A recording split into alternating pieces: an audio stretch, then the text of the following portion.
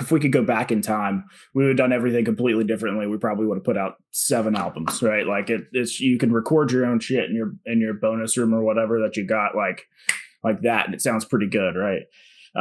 Back then it was not as easy. So like getting into a studio was super hard, like because somebody had to pay for it, right? And we had, Ethan's dad, Daryl, was like a huge supporter for us and like really, really helped to get stuff going for us because he believed Ethan was going to do great things. And, look what he did. He made an amazing album. So we, starting off, it was, it was ridiculous. I started on vocals. I realized that I didn't understand what a low was or how to do it. So like, I was like, okay, we'll bring somebody in else that's going to do that. So Patty came in with us. There was a guy named Kyle was playing bass with us at that time. He amazing dudes too. We went through a couple of drummers, over time. We finally found that sweet spot. We had already toured a couple of times, like small little tours, or we had played a couple of shows, not tours. We played a lot, and we were starting to grow pretty quickly. We went to a small studio in Knoxville, Sound Layer, which put out a bunch of cool albums from local Knoxville artists. And we recorded a couple of songs. We put them on MySpace. The Accidentist ended up getting like some crazy shit, like 2 million plays on it at some point. And I was like, the fuck is happening? Like, is this really happening? Like, I can't believe this is happening. Well, just to linger on that for a second, like how was that for you guys? Like you guys just kind of put out these 2 songs and then this song is doing fucking numbers on MySpace. Insane. What was that like for you guys? Like, were you guys getting, I'm assuming, we'll get into Rise and all that down the line, but I mean, I'm sure you guys were getting some attention more than just comments, right? Oh yeah, man. Like it was definitely like, I was never super privy to a lot of the behind the scenes stuff because I'm kind of an aloof guy in a lot of ways. So like, I'm here for the ride and I'm going to scream in a microphone. I'll carry stuff if I need to, whatever. So I let the smart guys. That's more than a lot of them are carrying stuff on top of doing vocals. Sheesh. Yeah, man. Hey, I did use the, I have to man the merch stand excuse a couple of times. Right. Okay. We had if you were manning the merch, then chill. It's gotta happen. Right. So there was a ton of response from that. Like it started showing at shows, like going out, and that gang vocal at the end of The Accidentist being the thing that like people hooked onto, right? Which is like really funny because I think Patty wrote half the lyrics of that song. I wrote half, and like I don't even remember. I think I was like watching One Piece or something like that, like the anime. And I think like I was just like Pirates on the Brain or something, right? So like I would like that started like people were singing those lyrics with us and at shows, local Knoxville shows, and I was like, oh shit, like they know who we are. Oh, what's up?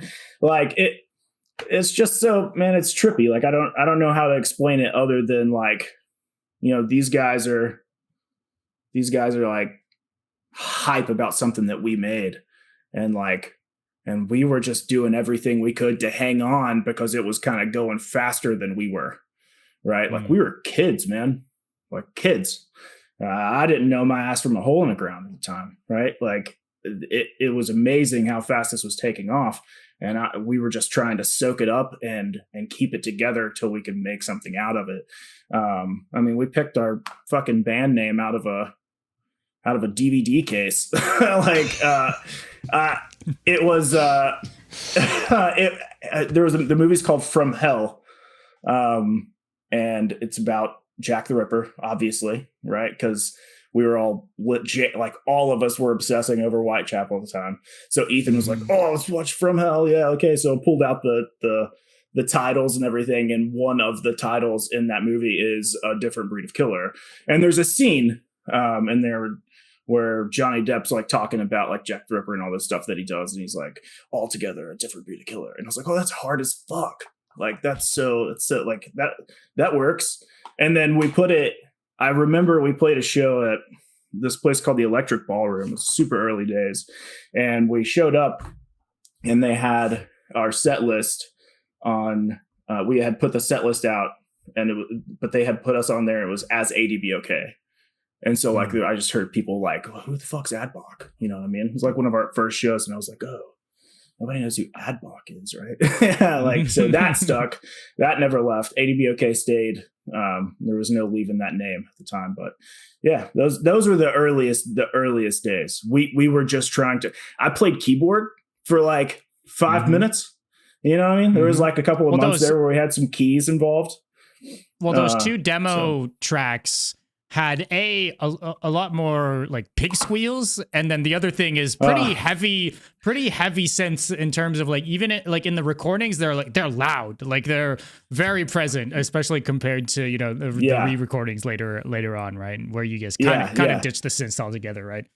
Yeah, that was Patty. That was his strong suit, was the guttural stuff and the breeze. All that stuff was going down, and I just couldn't do it.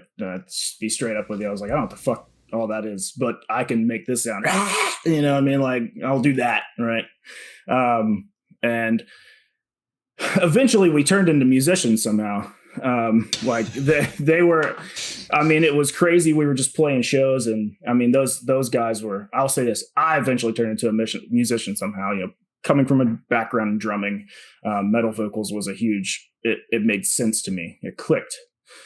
Because it's rhythmic beyond pitch and beyond, and like that's been my favorite part of watching deathcore and death metal evolve over the past few years, is how rhythmic those vocals have gotten, and just how intense it's getting. But yeah, the sound definitely molded itself around what we were capable of doing as we grew. So the move was, we get signed. We had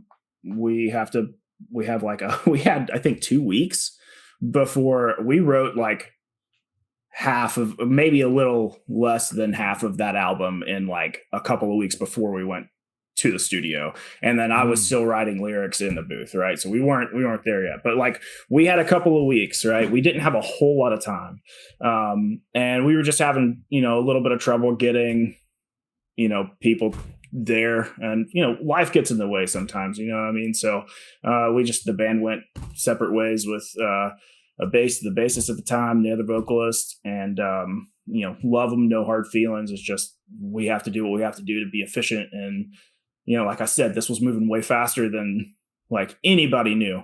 So it was like, just hold on, you're going to have to do it. Like, so, it was writing that album, and learning in those 2 weeks, and really learning to focus on bringing Lowe's into the equation, afterwards. And which, we like, I feel like Phil actually did a guest spot on there, a couple of times. And so like, that was really helpful, because like at the time I was like, I can't do this. You know what I mean? Like I was like, I suck at this.